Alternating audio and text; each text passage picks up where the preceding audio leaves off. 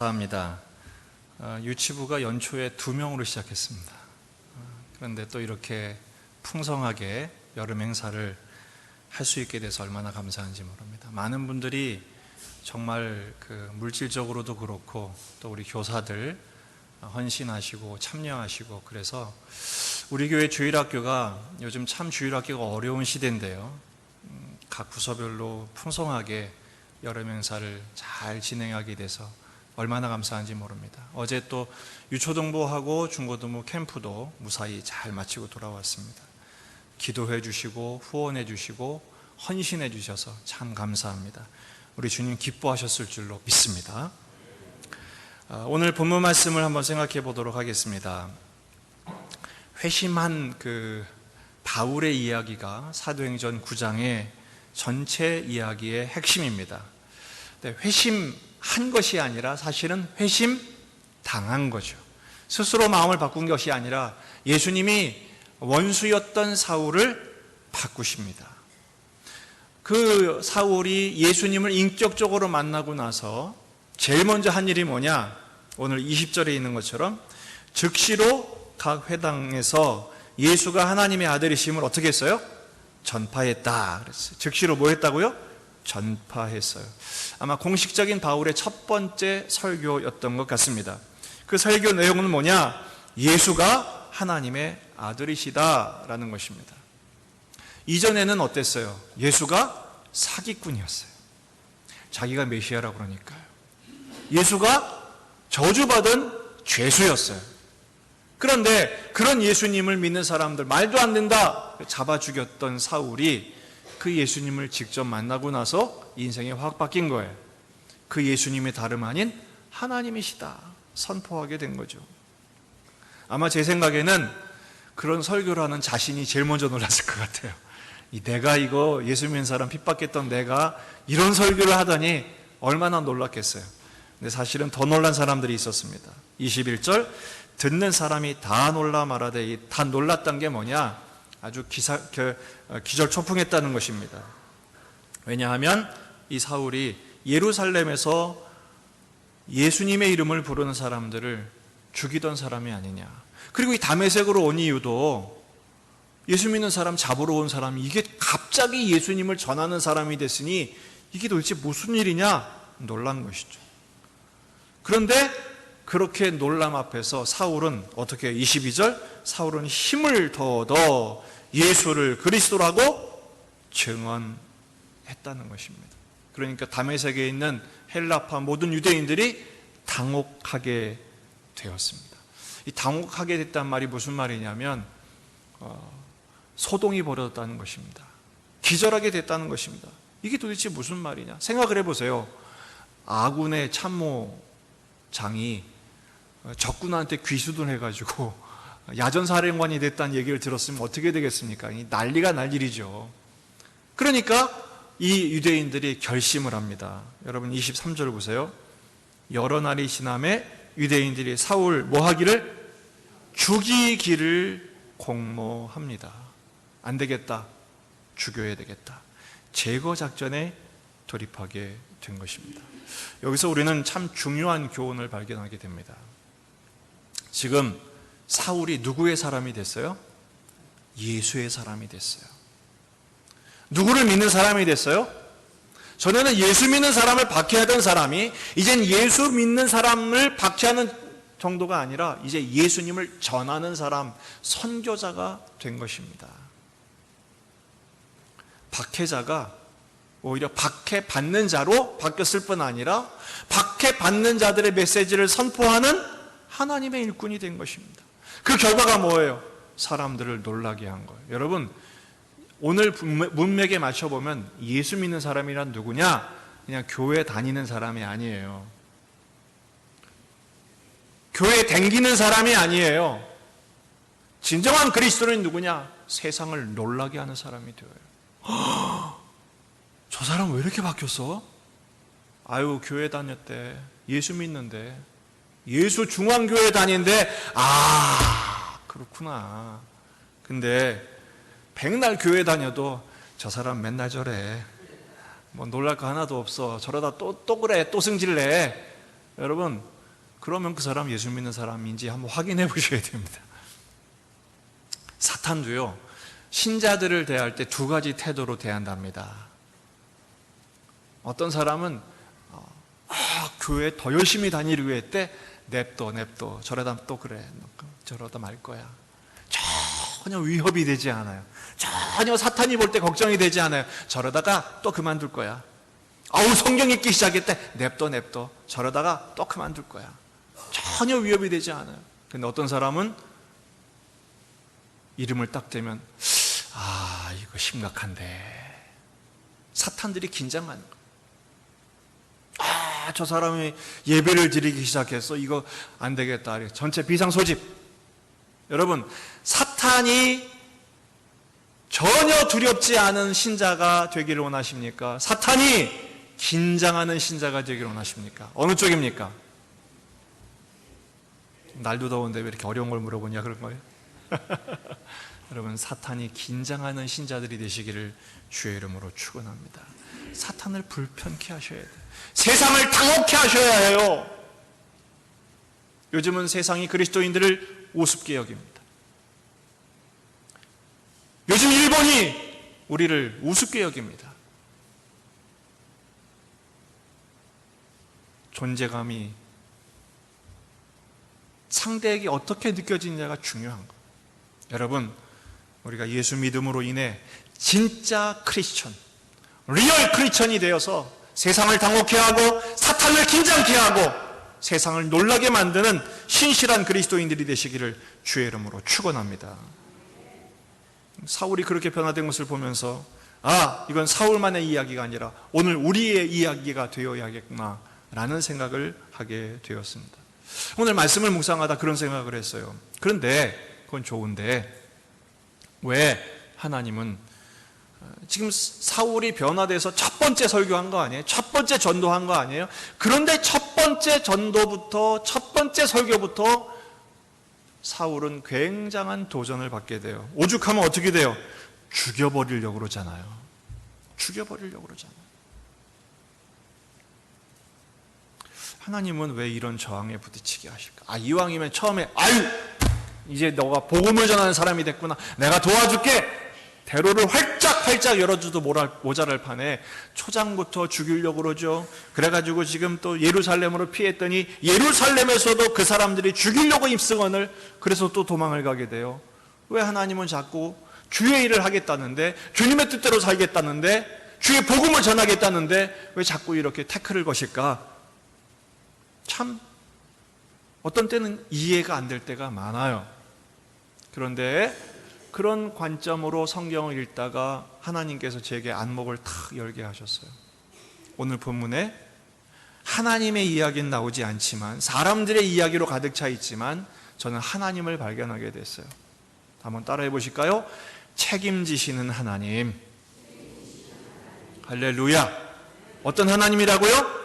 책임지신 하나님을 저는 발견하게 됐어요. 23절을 보실까요? 여러 날이 지나매 유대인들이 사울 죽이기를 뭐 했어요? 공모하더니, 그런데 놀라운 것은 24절, 그 계교가 사울에게 알려졌다는 사실입니다. 여러분, 누군가를 저격하고 누군가를 살해하는 음모를 꾸밀 때 만천하에 드러내놓고 합니까? 은밀하게 진행합니까? 당연히 은밀하게 철통 보안으로 그렇게 진행하지 않겠습니까? 근데 놀라운 사실은 누군가가 사울에게 알려준 거예요. 누설하게 한 거예요. 여러분, 누굴까요 도대체? 궁금하지 않습니까? 저는 되게 궁금했어요. 누가 알려줬을까? 어떻게 이 기밀이 누설이 돼서 사울에게 알려졌을까? 그런데 그런 내용이 성경에 나와요, 안 나와요? 안 나와요. 안 나와요. 왜일까요? 하나님이 하셨기 때문입니다. 하나님이 하셨기 때문에. 사울은 하나님의 사람인 까닭에 아무리 인간들이 철통 보안으로 괴교를 꾸미고 작전을 지행한다 할지라도 하나님의 사람은, 따라합시다, 내 사람은 내가 책임진다. 믿으십니까? 세상에서는 내 사람도 버릴 때가 있어요. 자기 안위를 위해서, 자기 손익 때문에 헌신짝 버리듯이 버리는 세상이에요. 우리 하나님은 절대 그런 분이 아니에요. 하나님의 사람은 하나님이 책임질 줄 믿습니다. 그런데요, 또 25절을 보세요. 24절에 죽이려고 밤낮으로 성문을 지키거늘 그랬어요.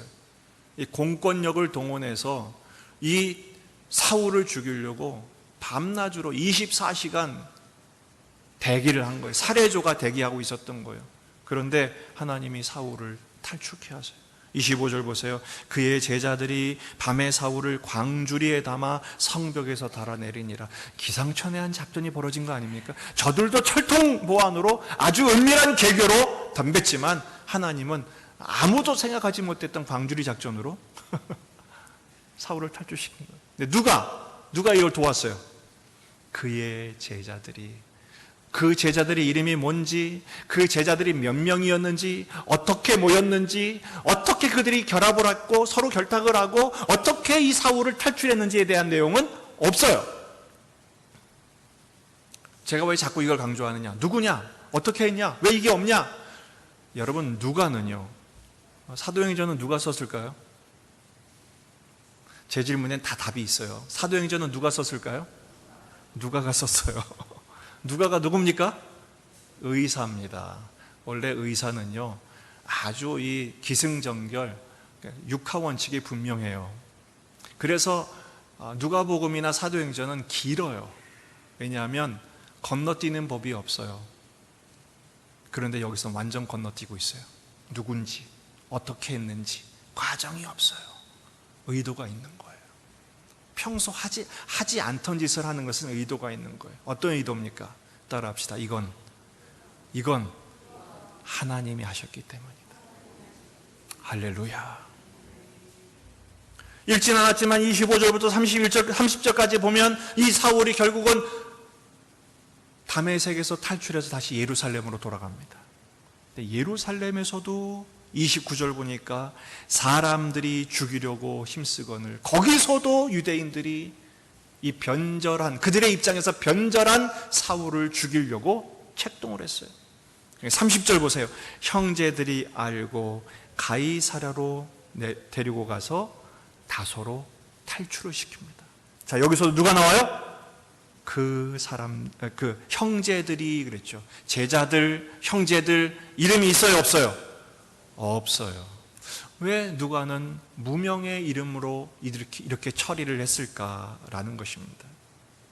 본문의 의도는 사람을 드러내지 않아요. 물론 하나님이 사람을 쓰세요. 사람을 통해서 일하셔요. 하지만 이 모든 일의 작전의 배우자는 누구예요?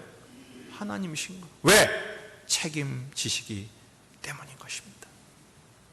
사실상 성경을 보게 되면 책임지신 하나님의 이야기로 가득 차 있습니다.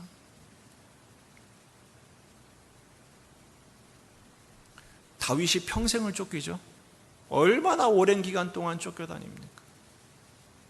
장인인 사울이 이 다윗을 죽이려고 자기 군대 가운데 3,000명의 정예 군대, 친위대를 뽑아요. 그리고 이 3,000명을 전국에 풉니다. 이스라엘이라 봤자 지금 우리나라 강원도 정도의 크기밖에 되지 않아요. 거기 3,000명을 풀었다는 건 다윗이 갈 곳이 없는 것을 말해요. 나중에는 들로 광야로 가다가 동굴로 가다가 결국은 발각이 납니다. 들통이 납니다. 포위를 당하게 됩니다. 그리고 화살 시위를 당기게 됩니다. 근데 놀라운 사실은 시위를 당겼는데 놓을 수가 없어요. 왜? 하나님이 꽉 붙들었어요. 병사들의 손을 얼게 만들었어요. 쏘지를 못해요. 다윗은 유유히 그 자리를 피하게 되죠. 누가 보호하신 거예요? 하나님. 정치적인 계략에 의해서 다니엘은 이제 죽은 목숨이 됐습니다. 하나님만 섬기는 것을 알았던 저들이 이 눈에 가시 같았던 다니엘을 제거하기 위해서 함정을 파죠. 하지만 다니엘은 알면서도 그 함정으로 걸어 들어갑니다. 그리고 마침내 사자굴 속에 던져져요. 여러분, 이 사자들은 그냥 폼만 사자가 아닙니다. 한참을 굶겨서 그냥 먹이가 땅에 떨어지기도 전에 흔적도 없이 사라질 만큼 허기진 사자들이었습니다. 다니엘을 던지자마자 입을 쩍 벌리고 다니엘을 삼키려고 했지만 입은 벌어졌는데 다치지가 않는 거예요. 누가 막은 거예요? 하나님이 딱 막아놓으십니다. 얼마나 이 사자들이 고문이었을까 싶어요. 입은 벌렸는데 침은 흐르는데 다치지가 않으니까. 누가 붙드신 것입니까? 하나님이 붙드신 것입니다. 여러분, 그 하나님께서 오늘도 우리를 책임져 주실 줄로 믿습니다. 그런데 누구를 통해서요? 이름 없는 형제들, 이름 없는 제자들. 제가 이 말씀을 준비하다가 한편으로 픽 하고 웃었어요. 왜냐하면 교회 많은 부분이 제가 이제 사역하는 부분 중에 하나가 주보 만들죠, 뭐 연락처 만들죠, 수첩 만들죠, 이런 거 하다 보면 이게 안 하려고 애를 몇 번 확인을 해도 가끔 이름이 빠질 때가 있어요. 그러면요, 지구의 종말이 옵니다. 난리가 납니다. 내 이름 뺐다고, 내 이름 빠졌다고, 의도가 있다고, 누가 그랬냐고. 그런데 성경에서는 오히려 일부러 이름을 빼실 때가 있어요. 왜? 하나님의 일하심을 강조하기 위해서. 혹시 자기 이름이 빠진 적이 있다면 이렇게 생각하시면 됩니다. 하나님의 일하심을 강조하는 타이밍이 왔구나. 할렐루야. 은혜롭게 넘겨주시기를 부탁을 드립니다. 여러분이 데살로니가전서 5장 16절에서 18절 말씀이에요. 한번 같이 읽어보십시다. 많은 우리 그리스도인들이 사랑하고 암송하고 또 이 말씀으로 일어서는 분들이 많아요. 같이 읽어보십시다. 시작. 항상 기뻐하라, 쉬지 말고 기도하라, 범사에 감사하라. 이것이 그리스도 예수 안에서 너희를 향하신 하나님의 뜻이니라. 할렐루야. 그래서 항상 기뻐하라, 쉬지 말고 기도하라, 범사에 감사하라. 우리 집 거실에도 저 말씀이 써 있어요. 그래가지고 사람들은, 모든 성도들은 기뻐해야지, 항상 기뻐해야지, 쉬지 말고 기도해야지, 범사에 감사해야지, 그러면 더 복을 주시겠지. 이렇게 조건절로 읽어요. 틀린 것은 아니지만 정확하지는 않습니다. 여러분, 내가 기뻐한다고 이게 기뻐집니까? 절대 기뻐할 수 없는 상황에서 기뻐해야지 하니까 얼굴에 썩소로 가득한 거예요. 그렇잖아요. 기도할 마음은 요만큼도 없고 기력조차 없는데 기도하려고 그러니까 기도가 스트레스가 되고요. 감사할 마음이 요만큼도 안 생기는데 감사하라 그러니까 오히려 신앙생활에 저항이 걸리는 거예요. 여러분, 이 말씀은 조건절이 아니에요. 이 말씀은 하나님의 위대한 선포예요. 뒤에 뭐라고 되어 있어요? 너희를 향하신 하나님의 뜻이니라. 이 말이 뭐예요? 안 하면 죽인다, 이런 말씀이 아니에요. 내가 항상 기뻐하는 존재 만들 거야. 항상 나랑 소통하고 교제하는 기도자로 만들 거야. 범사에 감사하는 수준의 신앙인으로 너를 만들고야 말 거야. 내가 책임진다. 하나님의 위대한 선포요 선언인 줄로 믿습니다. 이 말씀은요, 작은 일이라도 그냥 넘어가는 법이 없다는 거예요. 어떤 상황에 놓여서도 세상은 우리를 책임지지 않지만, 심지어 가장 가까운 사람도 나를 버릴 때가 있지만, 하나님은 절대로 그런 일 없이 모든 시간, 모든 순간 내 영혼의 주인 되신 하나님께서 책임져 주시겠다는 축복의 말씀인 줄로 믿습니다. 그런 점에서 여러분, 한순간도 낙심하지 마십시오. 따라합시다. 책임지신 하나님, 옆에 분에게 이렇게 축복하십시오. 책임지신답니다. 네. 그럼요, 이렇게 대답하시면 됩니다. 이제 알았어요? 네. 그럼에도 불구하고 우리 현실은 여전히 역경이 계속됩니다. 그럼에도 불구하고 사울은 계속해서 평생 그를 죽이려는 사람들, 그를 죽이지 않고서는 먹지도 자지도 않겠다는 결사단까지 형성이 돼요. 왜 하나님은 복음을 위해 평생을 바친 사울에게 이런 고난을 계속해서 겪게 하시느냐라는 것입니다. 아예 그런 상황을 허락하지 않으시면 하나님 책임지실 일도 없고 얼마나 서로 편해요. 근데 하나님은 자꾸 우리를 고난으로 밀어넣으시고 또 책임져 주시고 이런 일이 계속 반복되는 것을 보면서 때로는 고개를 갸우뚱하지 않을 수가 없는 거예요. 그런데요, 오늘 말씀을 뿐 아니라 계속해서 묵상하겠지만 여러분, 우리의 삶의 고난과 역경과 불통의 현실이 계속된다면 이 두 가지 의미가 있다는 점을 놓치지 마십시오. 첫 번째는 신뢰요, 두 번째는 성숙을 위한 하나님의 계획 때문입니다. 여러분, 하나님을 신뢰하십니까? 하나님을 사랑하십니까? 정말 그렇다면 여러분 지금처럼 기도하시면 안 됩니다. 정말 주님을 사랑하신다면 지금처럼 예배하시면 안 됩니다. 더 간절하셔야 합니다. 사람은요, 절박하지 않으면 간절하지 않게 됩니다. 옛날에는 철야기도 그럼 어떻게 했어요? 진짜 생철야 했어요. 밤 9시에 시작해가지고 다음날 새벽기도까지 해야 철야예요. 근데 요즘은 금요기도에도 밤 9시부터 한 10시 한 반 되나, 그럼 벌써 고개가 비틀어지고 언제 끝나나, 다음엔 안 와야지. 살만한 거예요. 하나님 왜 더 좋은 형편 안 주세요? 그렇게 되면 여러분 예배도 안 드릴 수도 있습니다. 그게 우리 연약함입니다. 그래서 하나님은 때로 우리를 고난을 통해서, 절박함을 통해서 하나님을 향한 간절한 심령이 되도록 그런 환경으로 인도하실 때가 있다는 것이에요. 여러분, 그런 일이 생길 때마다 항상 물으셔야 돼요. 세 가지 질문으로 이렇게 일어나셔야 돼요. 지난 수요일날 말씀을 묵상하면서 저도 확인하게 된, 아하, 나도 이것을 다시 잡아야 되겠다는 거예요. 첫 번째, 따라합시다. 하나님은 누구신가? 하나님은 누구신가? 여러분, 이 질문 하셔야 돼요. 하나님, 도대체 오늘 나를 왜 여기로 인도하셨습니까? 왜 이런 일을 당하게 하십니까? 왜 이런 형편에 놓이게 하십니까? 주님의 뜻을 물으십시오. 왜? 하나님은 반드시 뜻을 갖고 계시기 때문에 그렇습니다. 두 번째, 나는 지금 어떤 존재인가 확인하셔야 돼요. 사람들이 자꾸 교만에 빠지고 절망에 빠지는 이유가 뭡니까? 양극단이긴 하지만 왜 빠지게 됩니까? 내가 얼마나 심각한 죄인인지, 내가 얼마나 연약한 존재인지, 아직도 못알아는 존재인지를 확인하지 않는 까닭이에요. 하나님 앞에서 먼저 하나님을 바라보고 그 하나님의 관점으로 나를 보게 되면 그렇게 교만 떨 수도 없고 그렇게 낙심하지 않게도 됩니다. 왜? 나는 온전히 하나님의 인도하심 안에 들어있기 때문에 그렇습니다. 그리고 세 번째 질문은 뭐예요? 따라합시다. 주님, 그럼 제가 어떻게 할까요? 한번 좀 해보세요. 다시 한번. 주님, 제가 어떻게 해야 할까요? 주님께 물으면 주님이 말씀해 주십니다.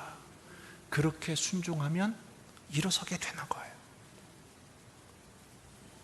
그런 관계 속에서, 이런 일을 겪고 저런 일을 겪는 관계 속에서 서로 신뢰하게 되는 거예요. 이번 캠프 기간에 제가 우리 아이들이랑, 유초등부 아이들이랑, 아이들 한 13개 교회 100명 아이들, 스텝 목사님들까지 150명이 2박 3일 동안 같이 밥 먹고 말씀 나누고 또 물놀이도 하고 뭐 별걸 다 하고 지나고 나서, 요것들이 친해졌다고 와가지고 나한테 물총을 쏘네. 그것도 자꾸 뒤에다 대고 쏘네. 다 젖었어요. 전에는 그냥 담임 목사님이라고 멀게만 보더니 요것들이 친해졌다고 와가지고 덤비는 거예요. 나쁘지 않더라고요. 나쁘지 않더라고요. 나중에 사진 찍으면 안고 찍었어요. 그냥. 뭐가 생긴 거죠? 신뢰관계가 생긴 거예요. 가까워진 거예요. 여러분, 고난을 통해 우리가 하나님께 더 가까워질 줄로 믿습니다. 주님 사랑하자고. 우리가 얼마나 악한 줄 아시기 때문에, 우리가 얼마나 약한 줄 아시기 때문에 더 사랑하자. 더 깊은 신뢰의 관계로, 하나님과의 사랑의 관계로 우리를 초청하시는 인도하심인 줄 믿습니다. 뭐가요? 고난이요. 뭐가요? 역경이요. 그래서 고난은 변장된 축복이라고 그러잖아요. 두 번째는 바로 성숙의 존재예요. 모든 과정이 필요해요. 여러분, 아무리 급하다고 바늘을 허리에 묶어서 쓸 수는 없는 겁니다. 다 과정이 필요해요. 창세기 47장 8절을 보면 야곱의 고백이 소개되어 있어요. 이때가 언제입니까? 이제 이스라엘의 야곱의 가족들이 가뭄을 만나서 요셉의 초청으로 애굽에 이제 들어가는 그런 내용이에요. 그래서 요셉이 우리 아버지입니다. 그리고 바로 왕에게 야곱을 소개를 해요. 당시 바로는 누굽니까? 이집트 제국의 킹 아닙니까? 그 바로가 야곱에게 묻습니다. 8절 바로가 야곱에게 묻되 내 나이가 얼마냐? 야곱이 바로에게 아뢰되 내 나그네 길의 세월이 130년이니이다. 내 나이가 얼마 못 되니 우리 조상의 나그네 길의 연조에 미치지 못하나 어떻게 해요? 험악한 세월을 보냈나이다. 그리고 야곱이 바로에게 어떻게 해요? 축복을 합니다. 있을 수나 있는 일입니까?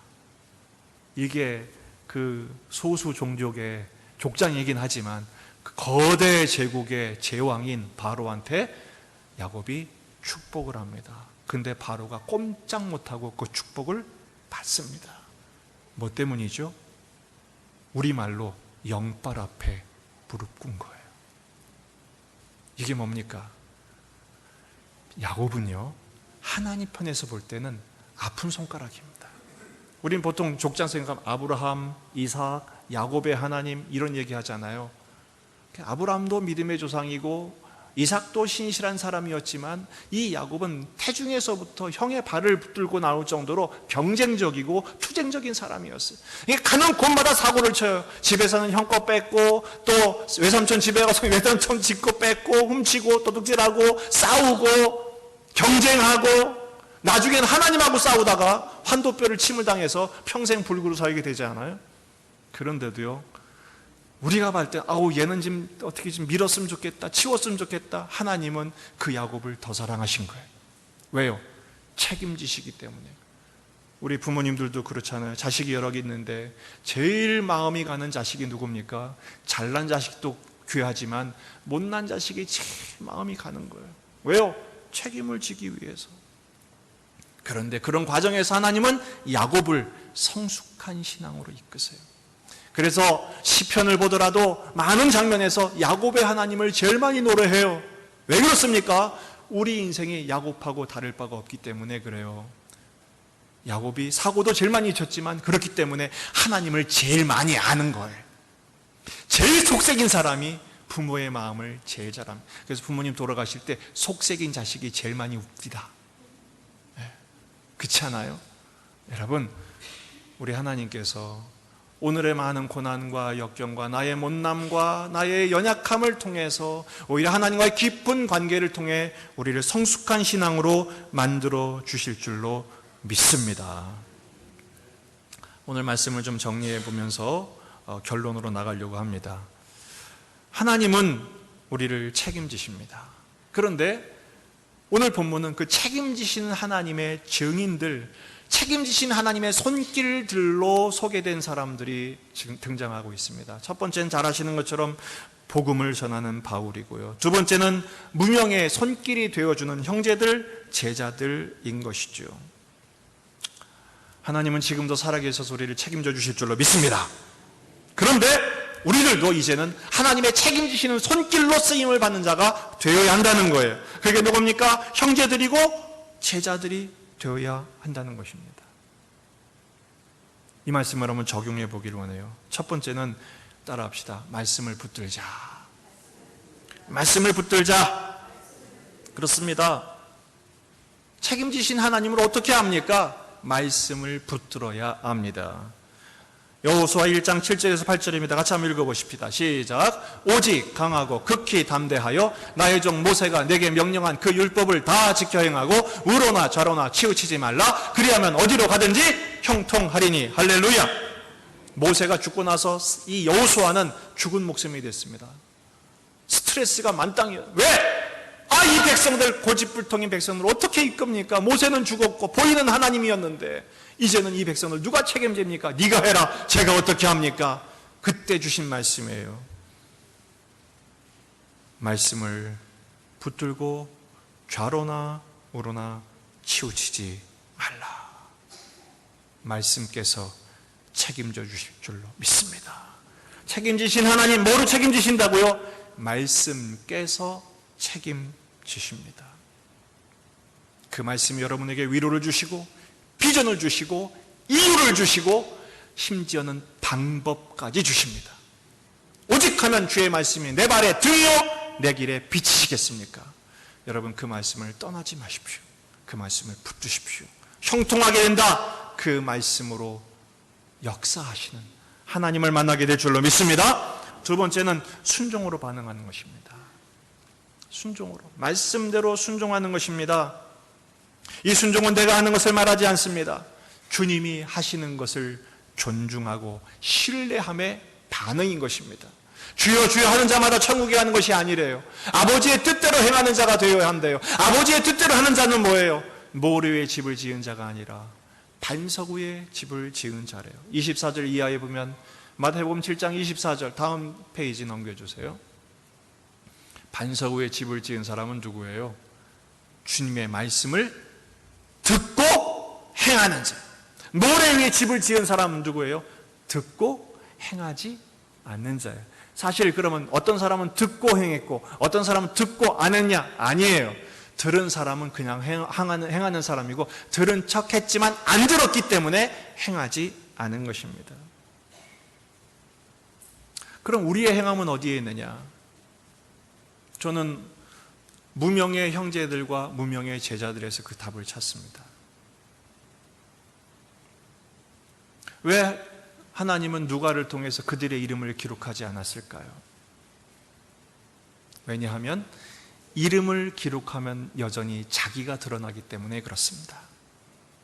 제가 이번에 캠프, 우리 노예 연합 캠프 한 13개 교회에 모였고 목회자들도 한 20명 모였어요. 거기에 제가 책임을 지게 됐어요. 그러니까 매사에 저를 책임지라고 자꾸 떠밀어요. 저는 그게 싫었어요. 사실은 책임지는 게 얼마나 피곤합니까? 근데 책임지라고 자꾸 떼우니까 앞에 서게 되니까 나중에는 제 이름을 안 부르면 좀 섭해지더라고. 저거 내가 해야 되는데 왜 지가 나가? 이런 생각이 들더라고. 그러면서 제가 그랬습니다. 따라합시다. 아직 멀었다. 여러분, 하나님이 내 이름을 지으실 때 이름을 지운다는 것은 거룩해지는 것을 말합니다. 나를 드러내고자 하는 죄된 본성을 지우시고 나를 거룩하게 사용하기를 원하시는 거예요. 어제 캠프를 마치고 내려왔는데 오랜만에 참 감동적인 뉴스가 나와서 기분이 참 좋았습니다.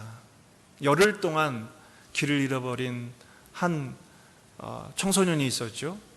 근데 걔가 죽은 줄 알았어. 사실은 전국이 다 죽은 줄 알았어. 군인을 동원하고 경찰이 동원돼도 결국 못 찾았으니까요. 근데 누가 찾았어요?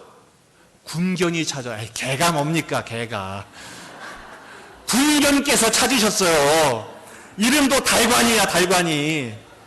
달관이가 딱 보고사세를 딱 취하니까 상사가 딱 이름을 불렀어요. 그랬더니 누리야 그랬더니 네 소리가 났어요. 결국 살려냈어요. 저는 거기서 달관이를 통한 큰 영적인 깨달음을 깨달았어. 그게 뭐냐? 여러분, 이 개가 사람을 살렸다는 거예요. 사람을 살렸다는 거예요.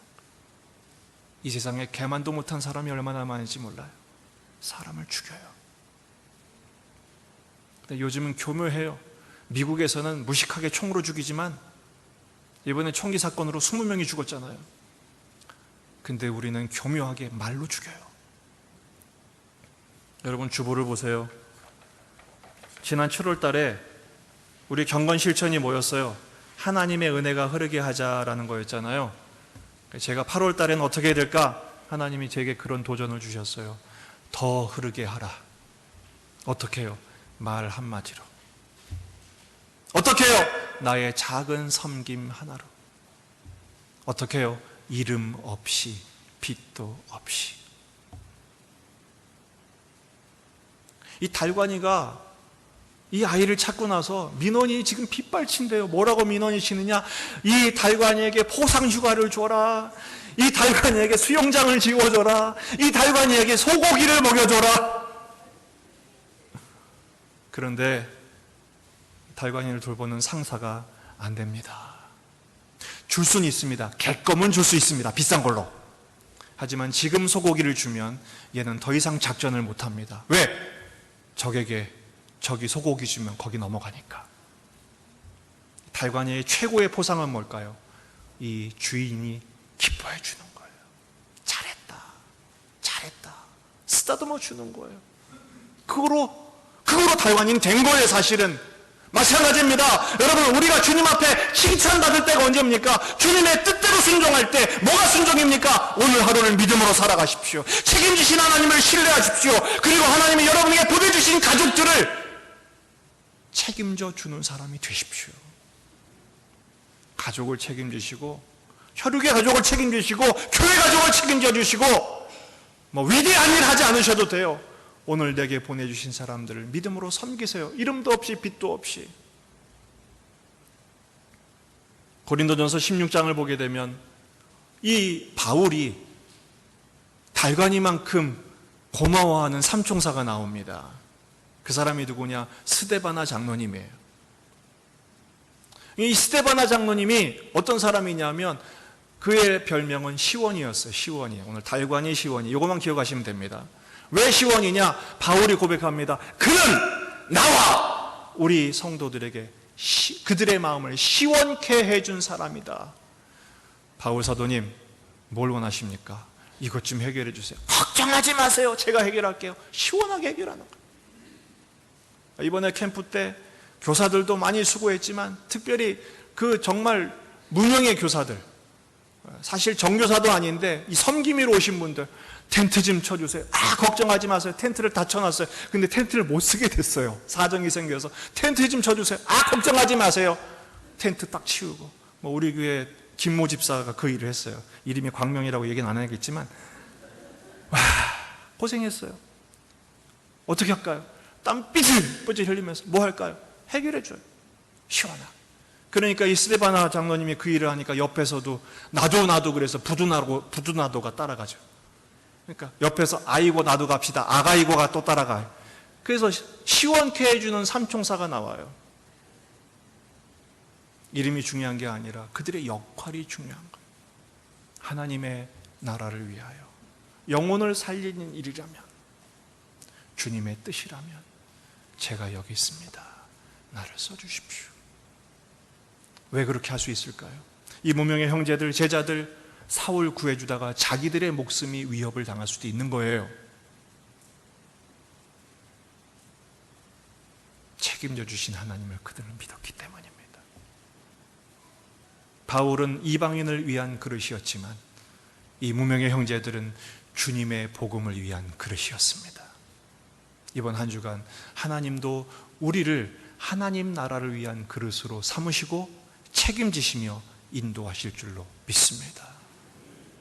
이 책임지신 하나님의 손길이 되어 또 누군가에게 축복이 되고 응답이 되고 사랑의 증거가 될 수 있는 저와 여러분의 삶이 될 수 있기를 주의 이름으로 축원합니다.